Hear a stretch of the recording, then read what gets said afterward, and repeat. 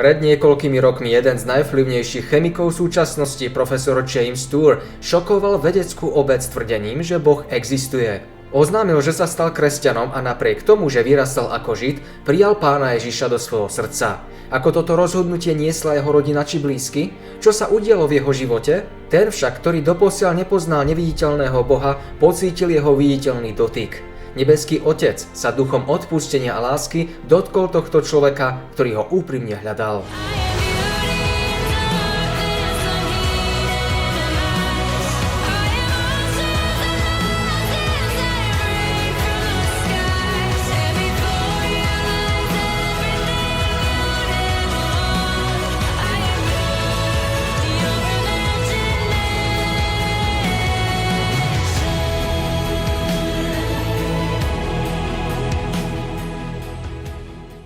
I got my PhD in the field of organic chemistry, postdoc at Stanford University, joined the group of a man who was going to win a Nobel Prize in chemistry, voted one of the top 50 most influential minds in the world. I was a visiting scholar at Harvard University.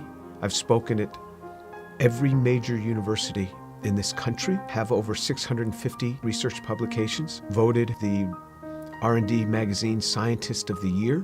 I'm in the National Academy of Inventors. I'm a member of the American Association for the Advancement of Science, over 120 patents, started 7 or 8 companies. We work in areas that range from medicine to material science to electronics, computer memory, medical devices. We work across a broad range of areas. But more than any of that, what means the most to me is that I'm a Jew who believes that Jesus is the Messiah. I grew up just outside of New York City. I thought everybody was Jewish. I didn't even know that there was anything else. I had no particular interest in that, other than when all my friends were getting bar mitzvahed or bat mitzvahed, and then I would attend, of course, every week. There was never really any excitement for me. I remember once I even tried to talk to a rabbi. He just brushed me off. There was very little explanation for me. I remember when I went to college, I started meeting a number of people that said that they were born-again Christians, which was sort of an odd term. What's born again? What do you mean, born again? One person saw me in the laundry room. He said, "Do you mind if I give you an illustration of the gospel?" And I remember we sat there and he actually started to draw a picture. A cliff with a man on one side, and he drew a little man, and then another cliff with God on the other side, and a big chasm in between that he labeled with sin. And I looked at him, I said, "I'm not a sinner. I've never killed anyone. I never robbed a bank. How could I be a sinner?" And he had me read a verse from the Bible. "For all have sinned and fall short of the glory of God." In modern Judaism, we never really talked about sin. I don't remember ever talking about sin in my home. So he turned to another passage. Jesus said, "I say to you that everyone who looks upon a woman with lust for her has already committed adultery with her in his heart." Pow! I felt just as if I had been punched right in the chest. Here I was, new in college. I didn't think anybody knew.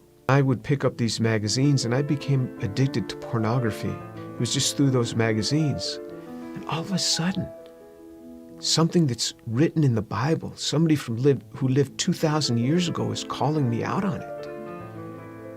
And I felt immediately convicted. And that now I realized I was a sinner. When I read in the scriptures what sin is, then I knew I was a sinner. How am I going to get to God? We Jews know this better than anyone else. Without the shedding of blood, there is no forgiveness of sin.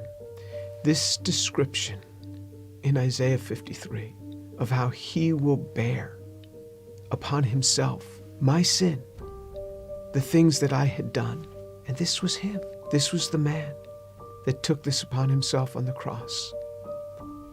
The perfect God comes and gives himself for us. He is the one that gives himself for us. I started to realize how Jewish the New Testament is. This book is so Jewish. The New Testament is so Jewish. It's all around Jewish people. And then on November 7th, 1977, I was all alone in my room. The realization that Yeshua is the one who died on the cross. And I said, Lord, I am a sinner. Please forgive me. Come into my life. And then all of a sudden, someone was in my room. And I opened my eyes. I was on my knees. I opened my eyes. Who's in my room? That man, Jesus Christ, stood in my room. This amazing sense of God. Jesus was in my room, and I wasn't scared. All I started doing was just weeping. The presence was so glorious because he was there in my room on that day. And I didn't want to get up. And this amazing sense of forgiveness just started to come upon me. That was him. Finally, I got up. I didn't know what to do. I didn't know who to tell. Here's this Jewish kid from New York City. What am I going to say? My cousins were shocked. How could you do that? You're Jewish. Telling my mother how I had invited Jesus into my life. She didn't say much. She was weeping. She told my father they weren't happy at all. And she said, I don't blame them for killing Jesus after the things that he said. Who is he to come against these religious leaders that have dedicated their lives to helping people and to tell them that they are whitewashed tombs? Who is he, this young man in his 30s, to say this to these scholars? He got what he deserved. And my mother's a very deep, pensive, careful reader.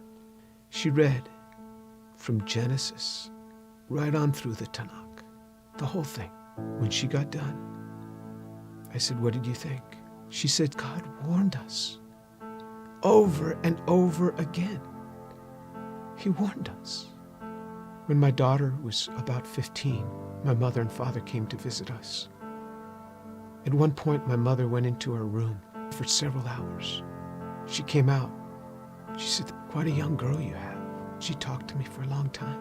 She started reading the Bible again, both the Old and the New Testament. One day, not long after that, she called me on the phone at the age of 72.